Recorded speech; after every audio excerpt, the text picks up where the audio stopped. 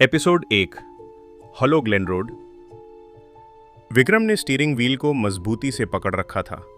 पुरानी highway road आगे तक फैली हुई थी और शाम का सूरज घने पेड़ों की दीवार के पीछे धीरे धीरे डूब रहा था। ये सड़क सीधे हॉलो ग्लेन नाम के गांव के बीच से होकर गुजरती थी। एक ऐसा गांव जो पिछले 40 सालों से पूरी तरह वीरान पड़ा था। विक्रम और ज्योति इसी रोड पर थे। दोनों एक रोड ट्रिप पर निकले थे। कई महीनों के तनाव, काम की थकान और लगातार भागदौड़ के बाद उन्होंने तय किया था कि अब कुछ दिन बस खुद के लिए जिएंगे। उनका प्लान था शहर से दूर एक शांत झील के किनारे बने रिजॉर्ट में छुट्टी मनाना। विक्रम खुश था, ज्योति भी खुश थी, लेकिन अंदर ही अंदर थोड़ी बेचैन।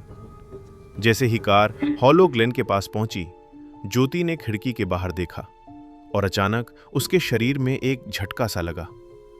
विक्रम, गाड़ी रोक। विक्रम ने चौंक कर पूछा, क्या हुआ? ज्योति की आवाज धीमी थी लेकिन डर साफ था। तुमने उस बच्चे को देखा? विक्रम ने तुरंत ब्रेक लगाया और गाड़ी सड़क के किनारे रोक दी। सड़क की हालत खराब थी, डामर फटा हुआ, बीच बीच में घास उगी हुई।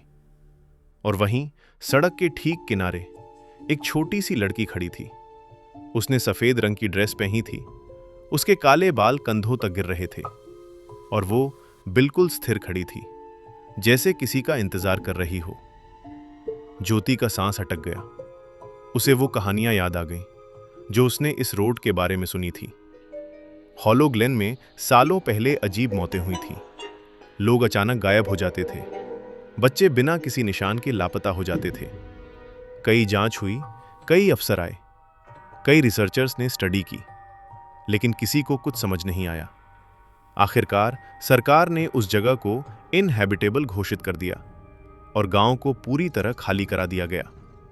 तभी से हॉलो ग्लेन वीरान था। विक्रम ने बाहर झांक कर लड़की को देखा। उसके मन में डर नहीं था, बस एक अजीब सी जिज्ञासा थी। शायद कोई खो गया बच्चा है, विक्रम ने कहा। ज्योति ने तुरंत मना किया, नहीं नहीं, यह जगह सही नहीं है, चलो यहां से। लेकिन विक्रम गाड़ी से उतर चुका था। वो धीरे धीरे लड़की की तरफ बढ़ा। उसके कदमों की आवाज भी उस सन्नाटे में तेज लग रही थी। विक्रम लड़की के पास पहुंचा और हल्की आवाज में बोला, बेटा, तुम खो गई हो क्या? तुम्हारे घरवाले कहां हैं? तुम्हें मदद चाहिए? लड़की ने कोई जवाब नहीं दिया। विक्रम ने फिर पूछा, तुम्हारा नाम क्या है? तुम यहां अकेली क्या कर रही हो? लेकिन लड़की बस सीधे विक्रम और ज्योति की तरफ देखती रही। उसकी आंखें बहुत गहरी थीं, चेहरा बहुत शांत, बहुत सुंदर, कुछ ऐसा जैसे कोई फरिश्ता। लेकिन उसी सुंदरता में कुछ ऐसा था जो इंसान जैसा नहीं लग रहा था। ज्योति को लगा जैसे उस लड़की की आंखें उन्हें घूर नहीं रहीं, बल्कि उन्हें पहचान रही हैं। फिर एक तेज ठंडी हवा चली और अगले ही पल लड़की हवा में घुल गई, जैसे वो कभी थी ही नहीं। विक्रम की रूह कांप गई, उसके शरीर का खून जैसे जम गया। वो पीछे मुड़ा, दौड़कर गाड़ी में बैठा। ज्योति कांप रही थी, उसके मुंह से सिर्फ इतना निकला, मैंने कहा था यह जगह सही नहीं है। विक्रम ने बिना कुछ बोले गाड़ी स्टार्ट की और पूरी ताकत से एक्सेलरेटर दबा दिया। कार तेजी से भागी, पेड़ पीछे छूटते गए, सड़क अंधेरे में डूबती गई। अब विक्रम को भी समझ आ गया था, ये कोई कहानी नहीं, ये कोई अफवाह नहीं, ये सब सच है। वो जितना तेज गाड़ी चला सकता था, चला रहा था। उसे बस एक ही चीज चाहिए थी, इस गांव से बाहर निकलना। लेकिन कुछ मिनट बाद ज्योति ने कांपती आवाज में कहा, विक्रम, ये वही जगह है। विक्रम ने सामने देखा और उसके हाथ कांप गए। वही फटी सड़क, वही घास, वही पेड़ों की लाइन और वही लड़की फिर से उसी जगह खड़ी थी। विक्रम ने जोर से ब्रेक मारा, कार रुक गई। दोनों एक दूसरे को देखने लगे, ये कैसे हो सकता है? विक्रम ने फिर गाड़ी भगाई और फिर कुछ मिनट बाद वही जगह, वही लड़की, फिर वही मोड़। अब वो समझ चुका था, वो इस सड़क पर आगे नहीं बढ़ रहे, वो एक चक्र में फंस गए हैं। ये सड़क उन्हें बार बार उसी जगह वापस ला रही थी। तीसरी बार, चौथी बार वो लौटते रहे और हर बार लड़की वहीं खड़ी रहती। अब ज्योति रोने लगी। हम यहां से नहीं निकल पाएंगे, विक्रम ने खुद को संभालते हुए कहा। नहीं, निकलेंगे, कुछ तो रास्ता होगा। और तभी विक्रम ने कुछ देखा। लड़की के पास सड़क के किनारे एक ढेर पड़ा था। कई खिलौने, कई गुड़ियां, टूटी हुई चीजें, स्टफ्ड टॉय, पुराने बच्चों के सामान, जैसे किसी ने उन्हें वहां रख छोड़ा हो या जैसे वो किसी को चढ़ावा हो। विक्रम ने गौर से देखा। वो ढेर हर बार और साफ दिखाई दे रहा था। और तभी उसे याद आया, उनकी कार की पीछे वाली सीट पर एक छोटा सा स्टफ्ड टेडी बियर रखा था, जो वो अपने बच्चे के लिए साथ लाए थे। विक्रम के दिमाग में एक अजीब सा विचार आया। बिना सोचे बस एक पल में उसने पीछे हाथ बढ़ाया, टेडी उठाया और कार से उतरकर उस ढेर की तरफ फेंक दिया। टेडी हवा में गया और उस खिलौनों के ढेर पर गिर गया।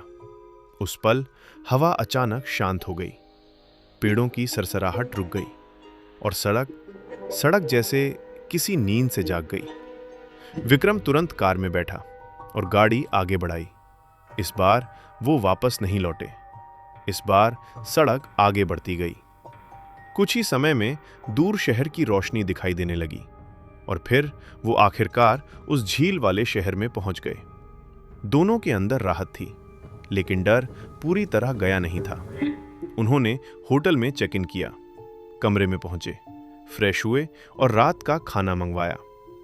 विक्रम ने खुद को समझाया, शायद ये थकान थी, शायद आंखों का धोखा। लेकिन ज्योति चुप थी। उसके अंदर कुछ भारी था। वो बार बार उसी लड़की का चेहरा याद कर रही थी। रात गहरी हो गई। होटल की लॉबी में कुछ लोग बैठे थे। हल्की आवाजें थीं। तभी एक बूढ़ा आदमी धीरे धीरे उनके पास आया। उसने एक पुरानी सी शॉल ओढ़ रखी थी। चेहरा झुर्रियों से भरा था, लेकिन आंखें बहुत शांत और बहुत तेज। वो सीधे ज्योति के सामने रुका और धीमी आवाज में बोला, क्या तुम्हें लगता है कि उसने तुम्हें पीछे छोड़ दिया है, या तुम उसे अपने साथ लेकर आई हो? ज्योति का चेहरा सफेद पड़ गया। उसकी जुबान जैसे बंद हो गई। विक्रम ने बूढ़े को देखा और फिर ज्योति को, लेकिन बूढ़ा आदमी जैसे जवाब सुनना भी नहीं चाहता था। वो बस मुस्कुराया और धीरे धीरे वहां से चला गया।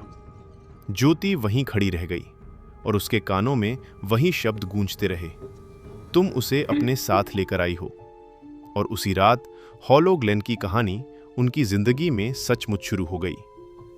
अगर आपको ये कहानी पसंद आई, अगर आपके अंदर भी इस कहानी ने एक ठंडक छोड़ दी, तो चैनल को अभी सब्सक्राइब करिए, वीडियो को लाइक करिए और बेल आइकन जरूर दबाइए, क्योंकि एपिसोड 2 में हॉलो ग्लेन सिर्फ याद नहीं रहेगा, वो उनके पीछे चल कर आएगा।